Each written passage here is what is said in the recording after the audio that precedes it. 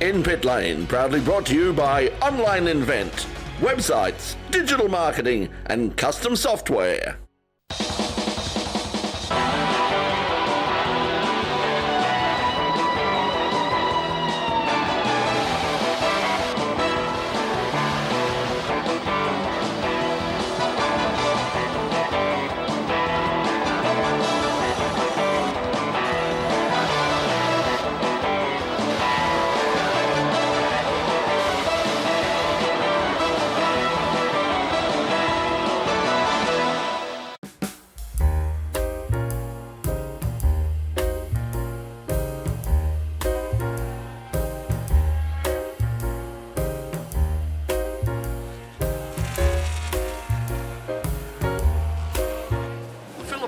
Classic Festival of Motorsport is one of the premier events on the Australian motorsport calendar, featuring some of the most iconic cars in motor racing history.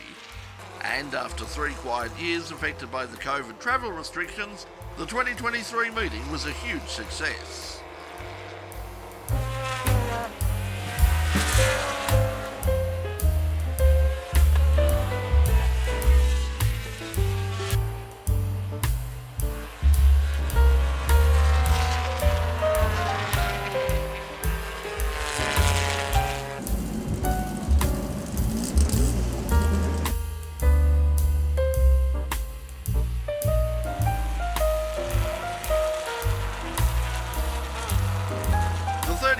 Phillip Island Classic Festival of Motorsport attracted almost 400 entries, with 385 entries across 11 different categories featuring throughout the 4-day event, producing hours of memorable on- and off-track entertainment for a large crowd of enthusiastic spectators.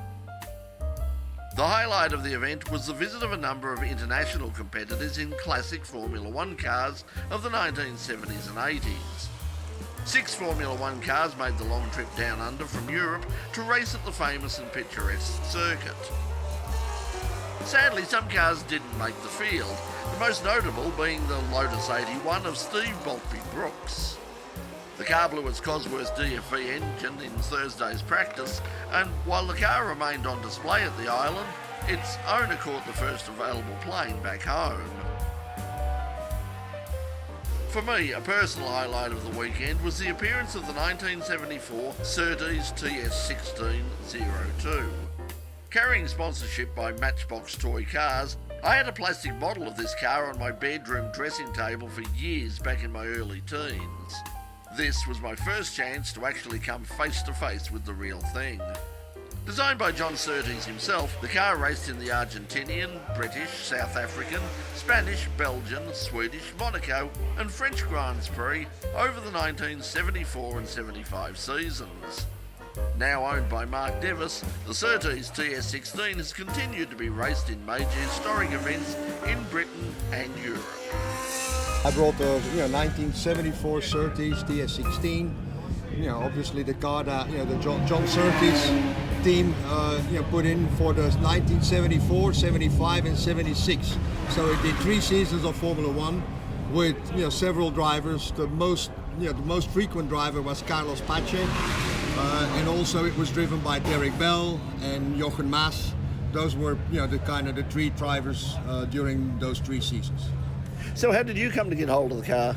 I found the car in the Stavlo Museum where it was parked up, so it was there, and I kind of liked it, and I got in touch with the owner and struck a deal, and that's when this must be like 6-7 years ago now. So I've raced the car a few years, but I haven't raced it since 2 years. So this is the first time since I raced it again, since 2 years. So what's it like at Phillip Island? Oh wow, it's an amazing racetrack. It's faster than anything I've driven on, and I've driven most of the other tracks. So it's very fast. Obviously, its location with on the straight, and you see the ocean is amazing. So very fast, exciting. You can see that you need to couple of big bold corners, as they say, but it's really fast and nice. So whereabouts do you race in Europe? You race as part of the Master Series? Yes. I've raced the Master Series for many years with an Arrows A3, and then with the Surtees and with the Lotus. But in Europe we race, England, Italy, Germany, all of the tracks. So yeah. So apart from the Surtees, what else did you own? Any other classic race cars? Yes, I've got one other Formula One car, which is a Lotus 78, which is obviously quite an iconic. That's 6 on wheels, I would call it. Yeah, I've got some other cars, prototype cars that I race, and a touring car, a Porsche RSR and stuff like that. So after your experience here, first time out here at Phillip Island, any chance we might see the Lotus here next year? That would be something, but obviously putting it in a sea container for 2 months coming in and 2 months going back is a bit of a risk. For a car like that, there's only 3 left. So it's the only one that is still coming out on a regular basis. We'll see. I don't think so, but we'll see. You'll have to come to Europe to see it. Okay, well, if we do, if you put us up for the night, we'll be there. All right, yeah, we can talk about that. That's fine. Okay, thanks for bringing the car out. It's a very significant car in my history. I had a model of this when I was about 12 years old, so to see it in the flesh is fantastic. Yeah, it's iconic for these early 70s cars. Mid 70s are the what they call the high airbox cars, because of the big airbox sitting on top of the car, and I think that's kind of iconic for the period. So, but thanks again. Love to be here. Well, one of the interesting stories here at the Phillip Island Historic for 2023 is the car of Stephen Brooks, this fantastic Lotus. One of 2 cars he brought here. Now, unfortunately, the reason this car is here and not out on the track is on Thursday. Unfortunately, he blew the engine. The Cosworth DFV engine in the car was kaput. And, of course, there's not many of those sort of lying around here in Australia. But that's not a problem because just across the way, he's got another car here, a Lola T70. And on Friday he blew the engine for that as well. So instead of sort of hanging around and just sort of making a weekend of it, he decided that perhaps Phillip Island and Australia really wasn't for him in terms of bad luck. So as we're speaking now, he's already on a plane halfway back to Europe right now. So Stephen, if you're watching this, sorry about the bad luck. Hope we'll see you back here at Phillip Island again for 2024. You're watching In Pit Lane here on Channel 31 and on the In Pit Lane YouTube channel from the Phillip Island Historic Classic 2023. We'll be back right after this.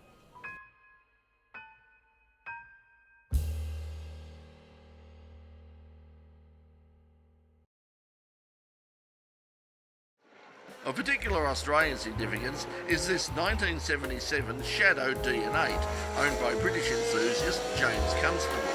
Run by the Shadow team during the 76, 77 and 78 Formula One seasons, the car became famous for giving Australia's Alan Jones his first ever Formula One Grand Prix win, and the only win of Shadow's career.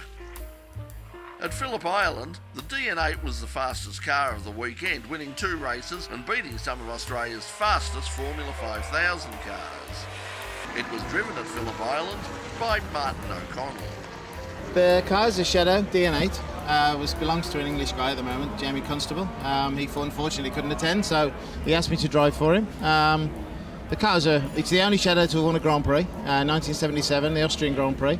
It actually only did 4 Grand Prix. It did and had 2 podiums, 1 win and a 3rd, and then 2 retirements. So it's a very short history in terms of a period history, but obviously very good for Shadow with the victory. So victory and a podium and 2 retirements. So and to be in Phillip Island with it is pretty incredible, really. It's a fabulous circuit, and there's an Australian time because that particular driver was Alan Jones, wasn't it? Yeah, absolutely. Yeah, so the car was taken to a lot of Grand Prix, but they used it mainly as a T car. But then obviously Alan Jones drove it in the Austrian Grand Prix, the first race that the car was raced in, and he won the Grand Prix. Obviously, then they had a retirement and then a 3rd place, I think. Later in the year, and then another retirement, and then the car was finished with. So for Australia, obviously, and with Alan Jones, it was a pretty special time, I think.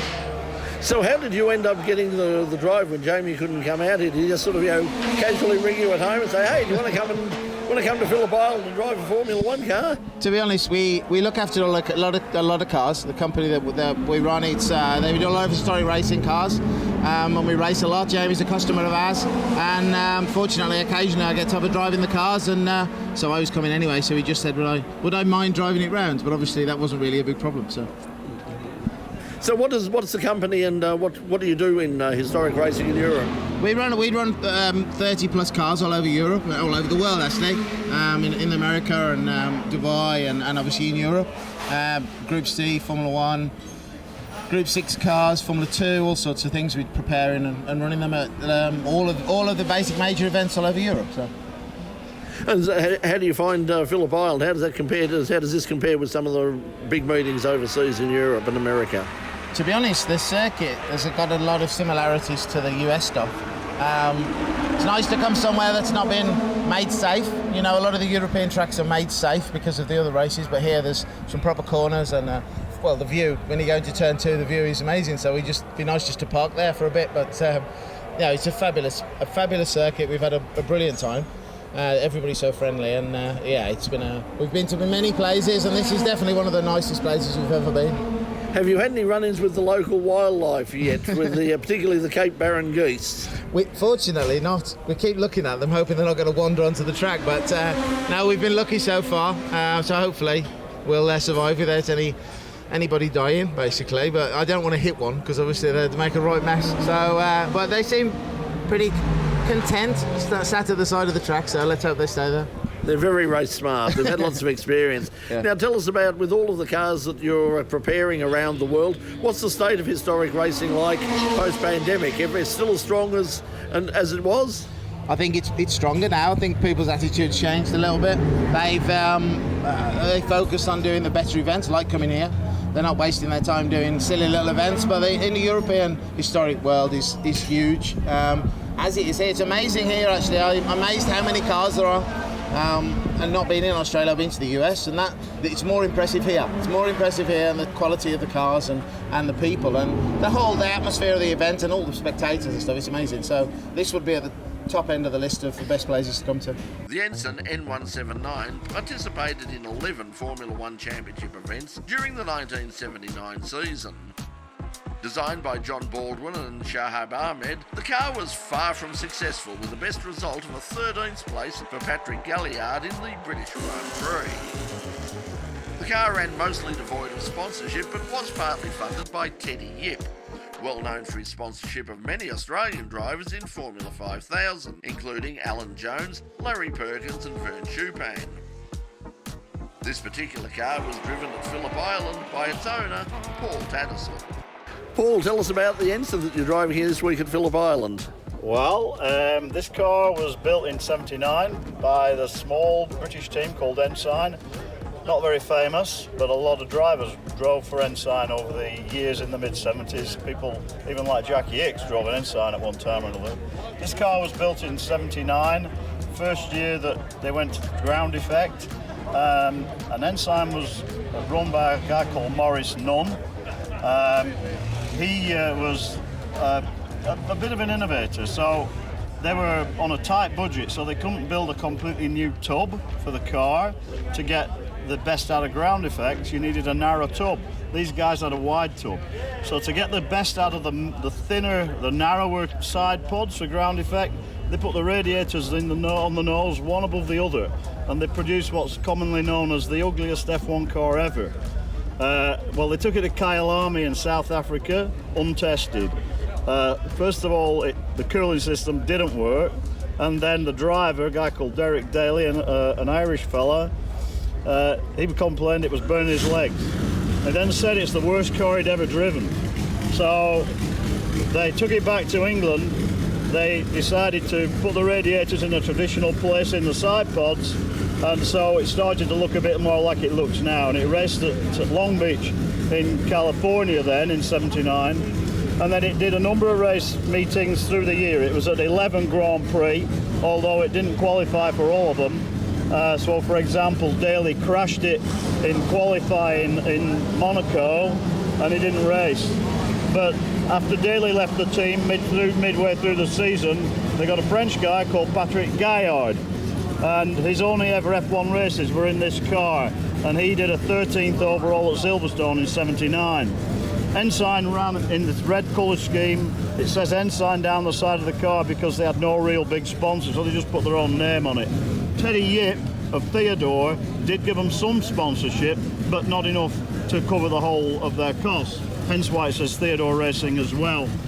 So for the last couple of races of the season in Watkins Glen and in Canada, they got a sponsor called Rainbow Jeans. They painted the car black with this sort of rainbow pattern around the cockpit. And the deal they had with that sponsor was, and again this reflects how hard up they were, was you keep the car at the end of the season, we're not going to bring it back to England. So they took the engine out, took the engine back to the UK, the car stayed in the States for sort of publicity purposes for that sponsor, and it ended up on the wall of an apartment in New York like a piece of art. And then that was in 79, 80. And then in the early 90s, a guy from the UK found it in the basement of an apartment block in New York, brought it back to the UK, and a mate of mine raced it in the late 90s, and I bought it off him. So when the budget allows, I come out and play with it. But yeah, I'm very privileged. I'm a kid living a kid's dream.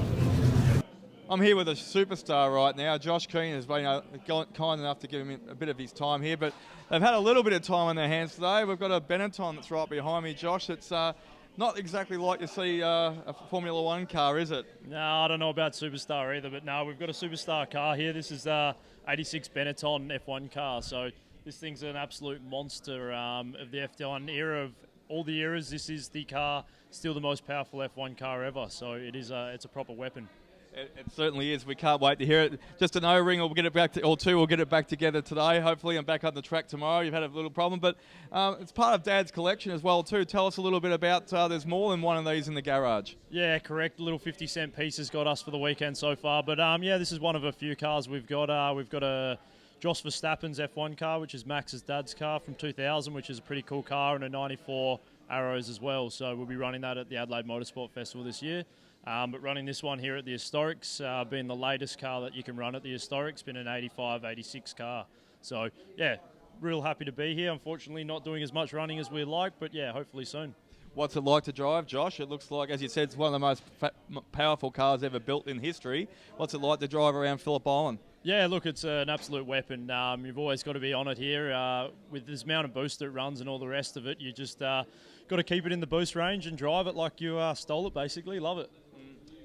Sounds good. Wish I could keep up with you, but there's no way. Dad also told me a bit about you're going to Bruce McLaren's first F1 car as well, though, too, sitting there. Yeah, we've got a couple of old ones, like even older. So, yeah, one of Bruce's cars is there, which is a very special car. Done a couple of events in it now, but, yeah, we don't bring that one out too much. But, yeah, might see it at this event one day. We'll see how we go. Very good. And what do you think about the Phillip Island? Do you like coming here often? It's one of your favourite tracks as well, too, down here for the Classic? Yeah, I haven't raced here since 2016 in a V8 supercar, so it's good to get back, and especially to bring this thing down here. It's the first time I've had it here, so wish we were having a better weekend than what we are, and we could do a few more laps, but I think by tomorrow when we get it up and running, it'll be a really good time. Your dad's an engineering guru. According to him, you'll have it back with a couple of cups of coffee. So thanks for joining us, Josh, here at the Phillip Island Classic here for 2023. Have a great rest of the weekend and see you on track tomorrow. Thanks for having me. See you later, guys. The Hesketh Formula One team was founded in 1972 by Lord Alexander Hesketh. The team was known for its unconventional approach to racing, where winning was important but having fun was essential. The team developed a reputation for being the life of the party, with a passion for fast cars, good wine, great food and beautiful women. Not necessarily in that order. Although the team only lasted for a few short years, they left a lasting legacy in the world of Formula One. This car, the Hesketh 308-1, was a car that gave world champion James Hunt his first overall race victory. The car made a total of 12 race starts, 9 of which were Grand Prix starts, driven by Hunt, Alan Jones and Harold Ertl between 1974 and 75. At Phillip Island, it was driven by regular Phillip Island visitor James Hagan.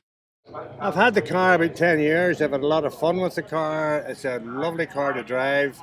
The only problem I have with it, I can't get the beautiful girls to chase me the way they chased James Hunt. So in that case, it wasn't the car. No, it wasn't the car. I think we've learned a valuable scientific lesson here. Well, I wear this T-shirt, but I'm a bit too old to have it for breakfast. Now tell us where you got the car from. I bought the car in England about 10 years ago, and then we changed the engine. I changed the bodywork back to this is the 308-1, and it's the only one with this bodywork. and we changed the bodywork back to have the original car. And I've had a lot of fun. I've been invited to a lot of different things in the car, and it's an iconic car, and we really enjoy it. Very much so, and a very iconic mark is Hesketh. Tell us a bit about Hesketh and your memories of Lord Hesketh and the car. Well, my memories are that they enjoyed themselves, and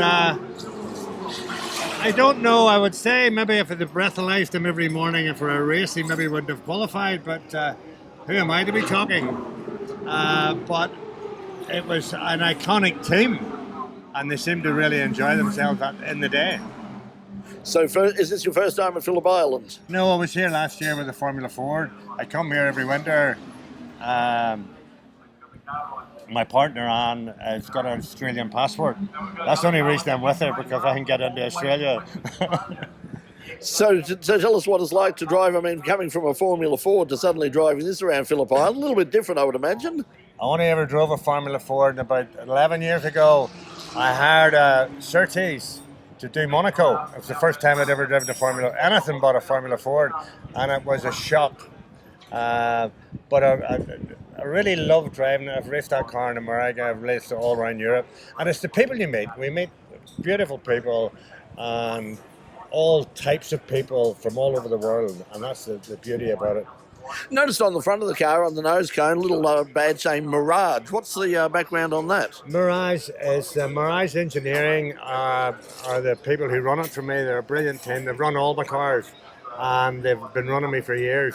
And Darren, who owns the company, is one of the top mechanics in the pits for the Formula One cars, and I've always been with him.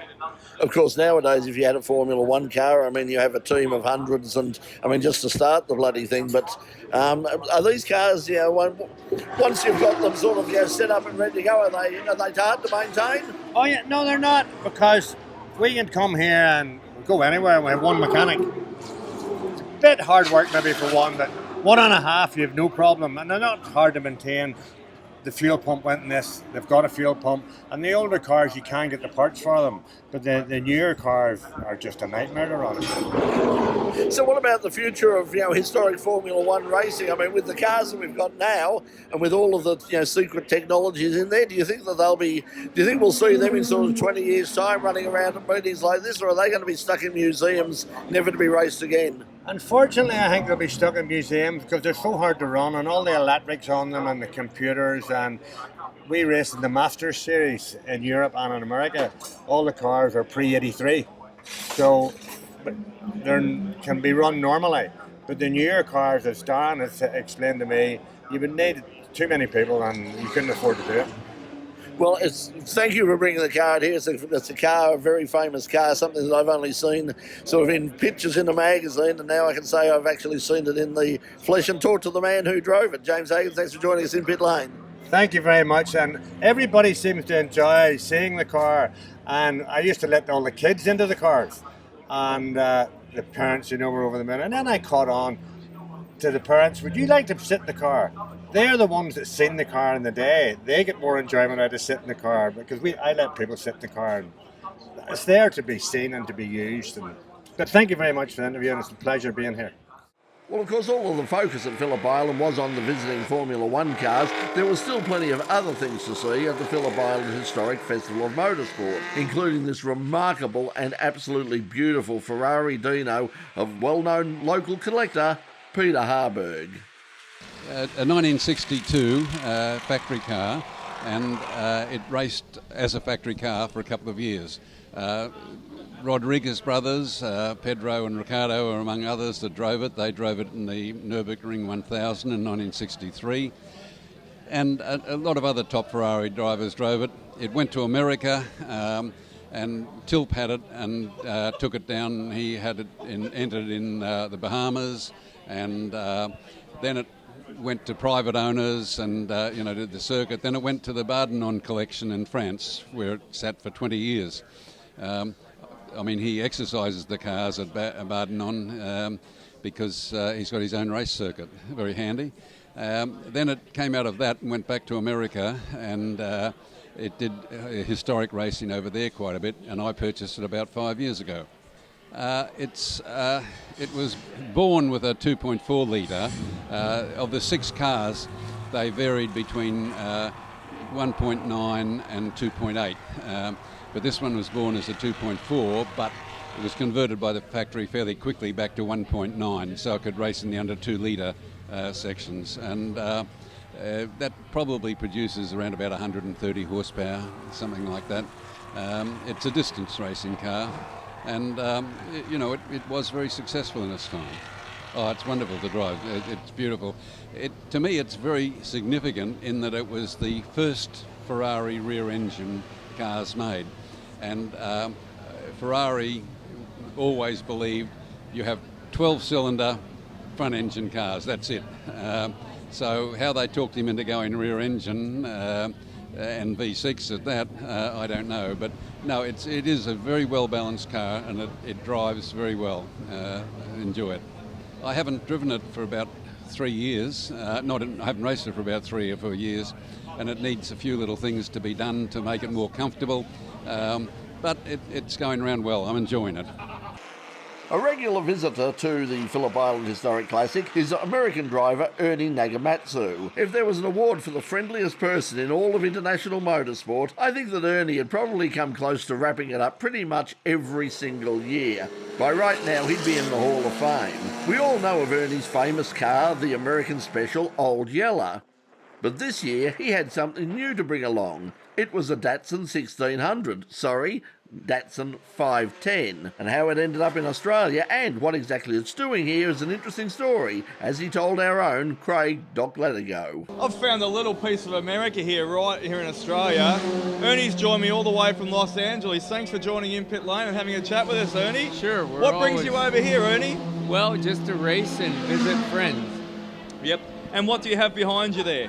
Well, this is interesting because this is a Datsun 510 1971, and in America, our Pete Brock competed with this car and developed BRE, famous company that raced the Datsun 510. And so here in the same container, we brought the Old Yeller, which is behind me, which we've raced here Beautiful before. Piece of history, yep. And we loaded in the Datsun 71 two-door. It's squeezed it in just with the shoehorn. Yeah, and so we wanted Mark Johnson, a great race shop in Lilydale, and he did a full race prep on it. And they worked really hard, but didn't finish it in time, so we were going to race it.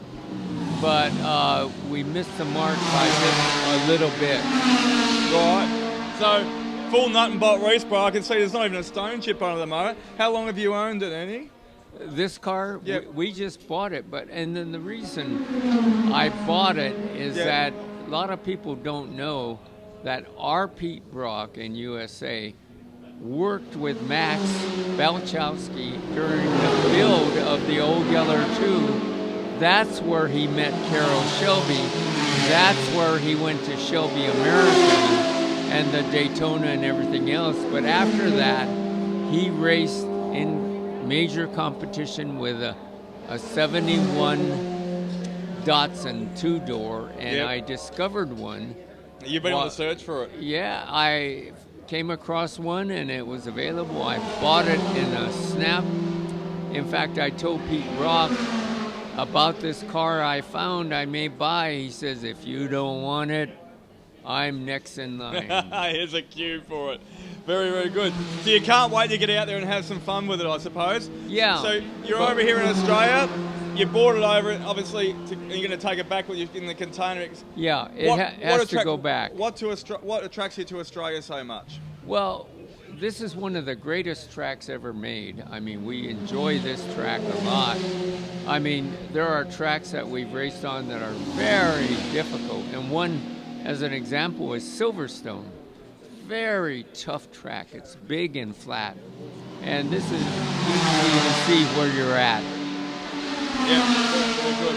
So what's your plans with this one when you take it back over there? Where would you want to race? Is there we're gonna probably informally race it here and there, wherever, and we haven't figured it out yet, but it turned out really well.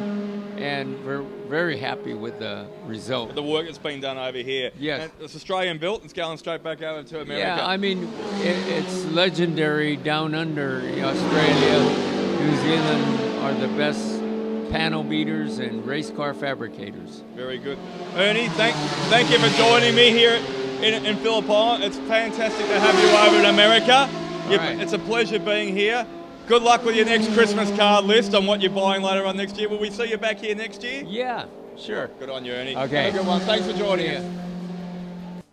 The 2023 Phillip Island Historic Festival of Motorsport was a resounding success and a testament to the passion and dedication of the Victorian Historic Racing Register and the local historic racing community.